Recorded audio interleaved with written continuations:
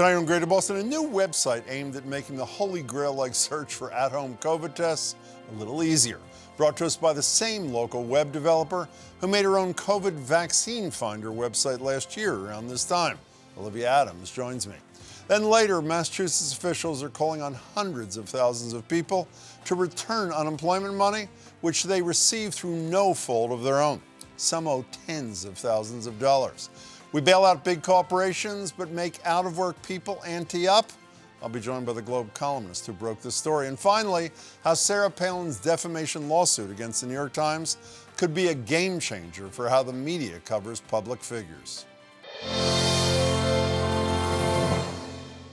The latest COVID surge is waning, with infection rates falling across much of the U.S., including here in Massachusetts. But hospitalizations and deaths are still on the rise, and we're still far from the finish line in this pandemic. In fact, a 20% spike in COVID cases worldwide last week prompted the head of the World Health Organization to issue this warning today.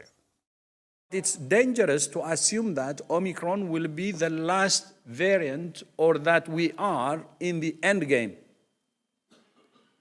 On the contrary, globally, the conditions are ideal for more variants to emerge. And that means a lot more testing is likely in our collective futures. The only problem, despite recent efforts at the federal and state levels to make at-home COVID tests more available, it's still difficult and sometimes impossible to get them. The feds are taking weeks to ship their kits, if you're even able to sign up for them. The state government distributed a few million, but in many communities, they're all gone. And stores, if you can afford tests there, are mostly sold out. Here in Massachusetts, we're getting a new weapon. It's a website that crowdsources information about what stores have tests in stock and when.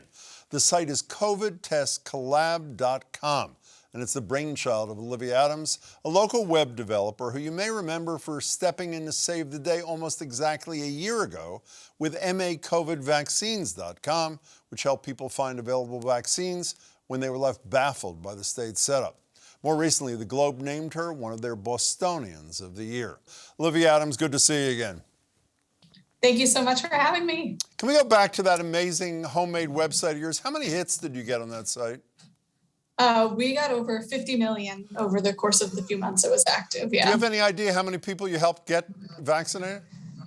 We don't. So the website was so simple that we didn't track what people were using it, where they went, and if they got what they've actually got appointments or not. So and you were on maternity leave while you're developing this whole thing. It's a legendary story. Didn't I read sometime in December, you're at the hospital with your daughter at one point, and you have a laptop on your lap, I think, and you're on the phone with the governor of Illinois explaining him how to set up his website. Did I get that right? Yep, we were in the hospital for a testing procedure for my youngest son, and at the same time, I was in the hallway talking to Governor Pritzker. Why not? It was insane. So, what'd you do this time? How are you going to help us all get access to those at-home rapid COVID tests? Yeah, so the biggest difference between the website that I created last year to kind of bring all of that vaccine information together in one spot and this website is that this website relies on our users to provide that information because nobody really knows. There's no central location or even multiple locations to find out where, which stores have what tests, et cetera. So what this website does is it allows you to put in the information you know about the pharmacies and the retailers near you so that other people can benefit from that information. So instead of calling around to all the Walgreens near you or driving around 3 different towns trying to find these rapid tests, you can look online and see where people have said there's availability. And how's it working? Are they available? Yes, it's funny because there's nothing in Arlington, at least recently, and that's where I live. So I was having a ton of trouble, but I found out just by kind of watching the website over the past few days that there are some CVSs and Walgreens that consistently have them in stock in Burlington or Wegmans down the street or what have you. So there are definitely stores that have them in stock, and it's kind of just a secret until now. When I said a minute ago when I was introducing you, this is from Massachusetts, actually, as soon as I said it, I realized I might be wrong. You have a wider reach here, do you not? Yeah, so some people have put in information for other states. I've seen some stuff for North Carolina and Georgia, and somebody put in something for Spokane the other day. It definitely has the most reach in Massachusetts and the most usage, but this website can technically work anywhere in the world. Do people know about this website? I mean, I assume it doesn't have 50 million hits yet, but is the word getting out? Word's getting out, but I appreciate continued media through sharing through your program and through other programs so that more and more people can find out about it. When you were here last time, we talked about how pitiful the rollout of the vaccines were. I am stunned by, I know the intention is good, but how little and how late the federal response has been here.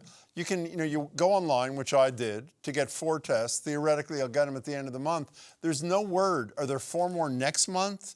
A lot of people, as you know, if you live in multi-unit buildings, were knocked out of the system. Are you surprised about, yet again, deja vu all over again in terms of tests as compared to the nightmare with vaccines early on?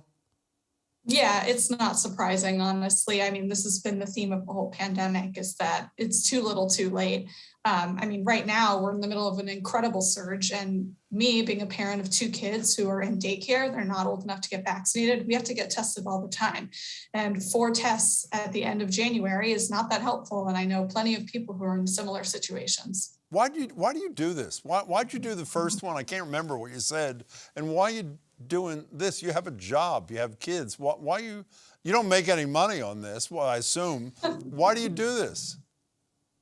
I do it because I am a problem solver at heart. And with my first website, I thought maybe a couple friends would find it and it would be useful, and it just blew up. And that really just made me realize how much of an impact one person can have if they put their mind to it and they share what they've done with the community.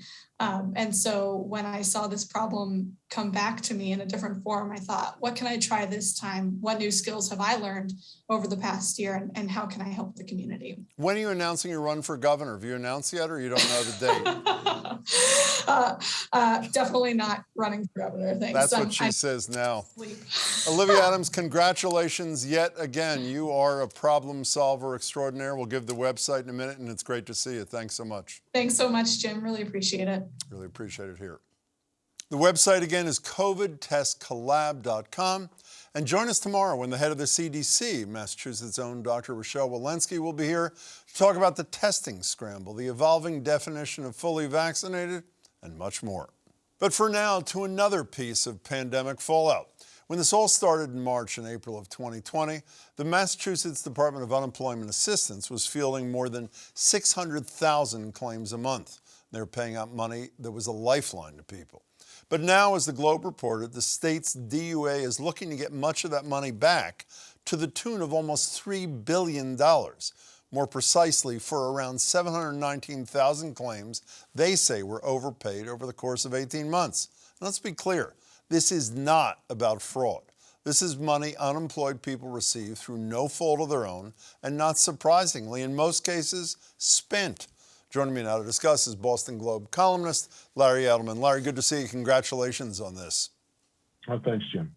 And we also invite, I should have said, the State Secretary of Labor and Workforce Development, Rosalind Acosta, to join us. She declined. So as I said, Larry, no fraud. So how did this happen? How did it happen? There was a lot of confusion. I mean, think of all the jobless claims that were filed starting in March 2020. Just tens and tens of thousands of people getting thrown out of work in a very short period of time. And then the feds rolled out the federal benefits, the extension to state benefits, the PUA, so-called PUA for gig workers. And that just created enormous confusion because those were brand new programs, and the DUA had to really scramble to get them out. So should the state get a pass on blame here because of the overwhelming demand? As you say, gig workers were never covered before, not to mention the supplement for people who were covered. Should they get a pass? Or I've read so many stories in your paper about the antiquated system at the unemployment office. Right. I think that the surge of claims that we saw during the pandemic would have overwhelmed even the most efficient of Department of unemployment. Regardless whether it's Massachusetts. Massachusetts does have an antiquated system, so it just made matters worse. So I think you give them a little bit of a break on the actual mistakes. I think where the blame comes is in trying to claw them back. So let's talk about that for a minute. The state is intending to claw them back, as you say. There's a waiver system where an individual who got the money can apply to get a break. One, is that on the state, federal, or both? And two, what's the criteria for qualification for a waiver? Well, it's on both. You can claim a waiver for either regular state benefits or the federal benefits. The criteria are a little bit vague, but essentially, as Shirley Leung, my colleague, wrote today, if you spent the money on a mortgage or just basic essentials, then you can't claim a waiver. If your expenses are currently more than your income, you could seek a waiver. Or if you bought like a car, like a one-time big expense, you can seek a waiver. But the problem people are having is that the Department of Unemployment Assistance is hardly much assistance at all these days. You can't get anybody on the phone. You can't get a straight answer. It takes months and months to resolve these issues, and people are just stressed out. Well, you know, also, I thought Shirley made a great point in her piece today. Is I used to be a lawyer representing tenants, and if a tenant had a lawyer, it was a good chance they'd get an extension of time to pay the rent. Rent may even be forgiven. If you went in and represented yourself, you were pretty much doomed to lose. That's likely the scenario here, and I assume out of hundreds of thousands of people, most of these people probably don't even know about a waiver, and if they do, aren't going to be able to get a lawyer. Exactly. So if the state comes back at you for $20,000, $30,000, it may be worthwhile to hire a lawyer who may charge you $3,000 to handle the case. But if you're a low-income worker and you might owe $2,000, $3,000, $5,000, that might not be such a great investment. You know, of all the stuff you've written about this, the one line that I cannot get out of my head is near the end, I think, of your first story. It's almost like a throwaway line, but it stuck with me. You're nodding because you know the line I'm going to read, that the federal government, and again, more than half of this money is from the feds. I should have made that clear, of the almost $3 billion. The federal government bailed out Wall Street, including AIG, and I'll add to what you wrote, and after they bailed out AIG gave hundreds of millions of dollars in bonuses to their top employees. What's wrong with this picture? Wall Street gets bailed out, regular people who are suffering, who more than likely spent the money, aren't bailed out. That's the bottom line. To me, that's what's the most compelling thing about the story, is the whole unfairness of it all. And look, are there some people in there who tried to game the system? Absolutely. Are there people who played by all the rules and are only months later told that they have to pay the money back? Absolutely. I think that's most of the people. And so why can't we find a way to at least hit the pause button on this and to sort it out, come up with a easier way to get those waivers, maybe clearer rules, make the process better known to the public, and then go through it, find the people who committed fraud, right? Take them out of the equation, and then come up with a solution for the average person. But you know, the man who is the master of this issue, Shirley interviewed, who his, the 9/11 fund, the One Boston fund, all that sort of stuff, and said the reality is we're not going to be able to do a case-by-case basis with 700,000 people.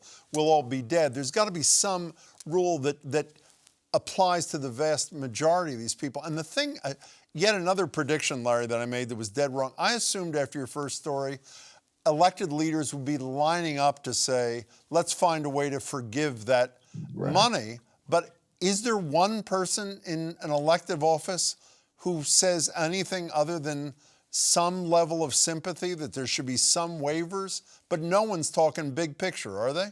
No, they really aren't. And, we asked the governor this question just a little while ago. Oh, what'd he say? He said, that basically they're following the Fed's rules when it comes to the federal dollars. But the feds allow waivers. And he also said something strange, which I don't quite get, is he said there have been no clawbacks. So I don't know what semantic game he's playing there, but clearly the estate is demanding the money and getting the money from people. So I'm not quite sure what he meant by that. But we know how Baker works, and it takes him a while to read the tea leaves, see which way the wind's blowing before he'll come out and take a stand on something. So hopefully we can just keep hammering away at this issue, and make it, as high profile as we can and put the pressure on. And we should say, you talked to some individuals who were involved in this. I know there was, I think, a woman who was in her 60s who was one of the people who owes something like $80,000. She's right. talking about how she's got to take money out of her retirement account. Another person you spoke to said it was all spent on necessities. How do I buy a car? Right. How do I get a mortgage? How do I whatever? So the pain here is real, no? It's very real. It is very real. And think about it. It's analogous to getting the IRS coming after you, telling you, "Oh, we've audited you and you owe us this huge amount of money." How would you feel? All of a sudden, there's this request from the state for $10,000, $20,000, $50,000. Well, I would have to disagree with you. I think it's far worse than the IRS auditing you. When the IRS audits you, it doesn't follow an affirmative act by the federal government or the Internal Revenue Service where they say, we gave you this money, now give it back. The state gave this money or sent this money to individuals who, in the vast majority of cases, in good faith, accepted the money and spent the money. And now, to use a legal term, they are totally screwed. Now, before you go, one person who showed great sympathy is not an elected leader. I think he talked to you, Jim Rooney, head of the Boston Chamber. While he's concerned about the cost for businesses that contribute to the fund, he showed a great amount of sympathy, empathy for the individuals and thought some serious amount of relief should be granted. Am I correct? You are correct. And businesses, it's not fair for us to expect businesses to cover the cost of this. And that's who funds unemployment at the state level. Now, they didn't fund the government programs, but that's why I think we've got to hit the pause button and figure out how to deal with this. And Rooney said, take it out of the federal ARPA money, take it out of the state surplus, but do something. If we can do it for the banks, as you said, we should be able to do it for real people. Exactly. Larry, great reporting, great story. Stay on it, and we'll stay on you. Thanks so much for your time. Thanks, Jim. Be well. Bye. It feels like half a lifetime since we were introduced to a vice presidential candidate who, in many ways, marked a new era of U.S. politics, Sarah Palin. And now a lawsuit she's filing could mark a new era of media norms. At issue is a 2017 New York Times editorial which decried the state of American politics. It was written after 4 people, including House Whip Steve Scalise, were wounded in a shooting during a congressional baseball practice, but it also referenced the 2011 shooting of Congresswoman Gabby Giffords and claimed, quote, the link to political incitement was clear from that shooting to Palin's Political Action Committee, which had released a graphic of districts that Republicans were aiming to flip, marked with crosshairs, including Giffords' district. The Times issued a correction the following day, saying the editorial had incorrectly stated that a link existed between political rhetoric and the 2011 shooting, but Palin still filed suit, claiming the piece had defamed her. Jury selection in her trial was supposed to start today, but was delayed 10 days because Palin has tested positive for COVID. According to a landmark Supreme Court case, New York Times v. Sullivan, Palin needs to show actual malice to prevail. She says she will do just that. Joined now by Washington Post media reporter Sarah Ellison. Sarah, thanks so much for your time. I appreciate it. Thanks for having me. Before we get to the trial, I was reading your Twitter account, and when the judge announced that the trial would be delayed 10 days, you quote him as saying, because she tested positive for COVID, she is, of course, unvaccinated. Was he saying that with sarcasm, or what was the tone of his voice when he said that? She is, of course, unvaccinated. He was saying that straight. And I realized that it comes off on Twitter as a big eye roll and with some snark. And I wondered myself what that, of course, was for. And my guess, and again, I have not clarified this, and so that's always a dangerous game for reporters to speculate in that way. But I will preface it by just saying that this is most likely a conversation that he had the night before when he learned that she had tested positive, and that was something that he was sort of referring to, that the lawyers had had brought up. And Got so he was not sort of announcing it in a way that like he was presenting new information, but he was saying, of course, she's unvaccinated. We've covered this before. That's one interpretation. That is Or one. he was being incredibly dry and I didn't catch his sarcasm. Got it. Okay. So the New York Times will contend it was an innocent mistake. They made a mistake. It was an innocent mistake which they corrected. Sarah Palin will claim actual malice, the New York Times versus Sullivan Standard. Other than the fact that I assume she will contend this is just yet another liberal rag out to get me, what else does she have from what you know to demonstrate to a jury that there was actual malice? Well, what her lawyers have sought to get their hands on and have gotten are a lot of internal communications at the New York Times. So James Bennett is the former editorial page editor who inserted these errors into a story on Deadline. And one of the things that that Palin's lawyers are trying to show is that James Bennett ignored hyperlinks in the original story. He ignored the Times' own coverage. How could he not have seen those things that were in the very stories that he was looking at? And there is some, it's unfortunately for the Times, it is a pretty stunning thing to have not seen those links in the stories. Again, they are arguing that he was looking at, he talks about having one eye on the clock, Deadline approaching. He was trying to punch up the editorial, but it all, interestingly, and as you mentioned, this is a jury trial. It will all go down to the credibility of the witnesses and what the jury is convinced of. And just to be clear, there was an editorial writer, but Bennett himself added the phrase in question that's the subject of the litigation. Am I not right about that? Correct. We only learned this after the fact because editorials in the New York Times, as in many papers, are unsigned. Sure. And so it was only through discovery that we learned that the original editorial writer, Elizabeth Williamson, had handed in her story, and then James Bennett read it and decided to jump in and sort of punch it up. And it turned into what it is today, which is no one argues that this was a fortunate situation for the Times. So either way, regardless of who wins this thing on the trial level, it's going to be appealed, I think, quite obviously. It ultimately makes its way to the Supreme Court. What I've read from a number of places, including in your paper, that Gorsuch and Thomas, Neil Gorsuch and Clarence Thomas, two justices obviously, have been, I don't know if licking their chops is too strong a set of words, but appear to have been looking for an opportunity to revisit the standard New York Times versus Sullivan and possibly relax it some. Is that your sense of the world as well? Well, yes, licking their chops would not be my choice of I figured phrase, it would, but yes.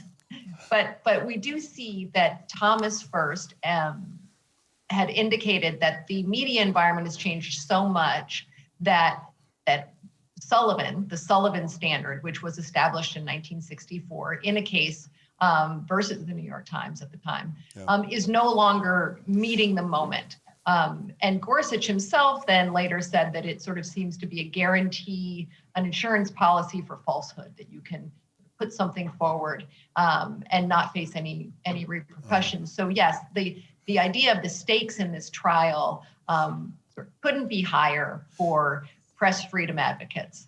I want to get back to the stakes in a minute, but it seems to me, and this is not an original thought, I've read it in a number of accounts of this trial, is that while the New York Times is nervous about having its dirty laundry aired, about how they, get to editorial in paper, the right-wing media, Fox News as an example, and they're reporting, for example, on the Dominion voting systems where they say Dominion rigged the election to make sure that Trump would lose. It would seem to me that those media outlets have much more to fear than places like the New York Times or the Washington Post, reputable media outlets, no?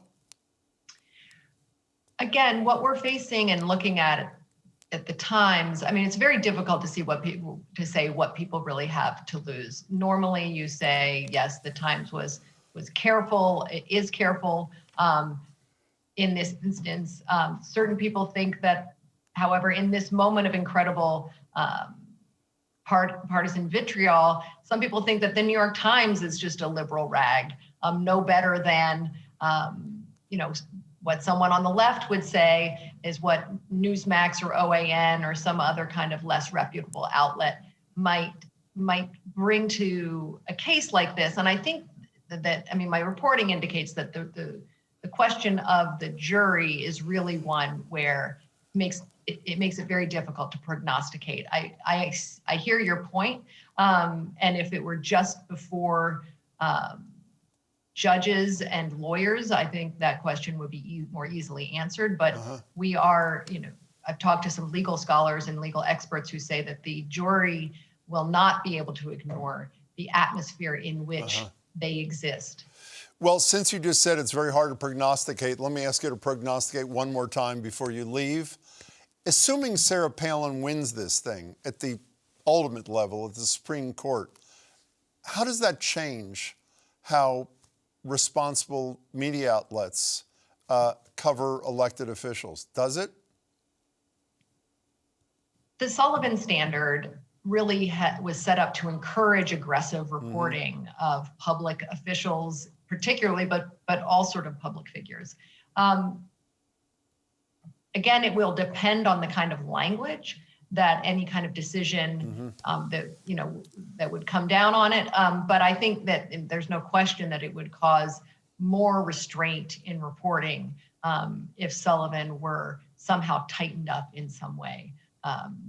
When reporters are looking at taking on a high-profile public figure that they wanted to write about or investigate, there's no question that Sullivan provides a level of comfort when you're trying to do that type of in-depth and investigative reporting, that as long as you are being honest and making your best effort, most reporters in the United States, where we have the freest press in the country, feel a level of protection that they would not feel if Sullivan were changed. Sarah Ellison, you'll be glad to hear the prognostication portion of this interview is over. Thank you so much for your time. Your work's terrific. I really appreciate you being here. Thank you again. Thanks. That's it for tonight. Please come back tomorrow. CDC Director Rochelle Walensky joins me on all things COVID, whether the Biden administration is losing the messaging game, whether she and Dr. Anthony Fauci are on the same page, and more. That and more tomorrow at 7. Thank you for watching. Please stay safe.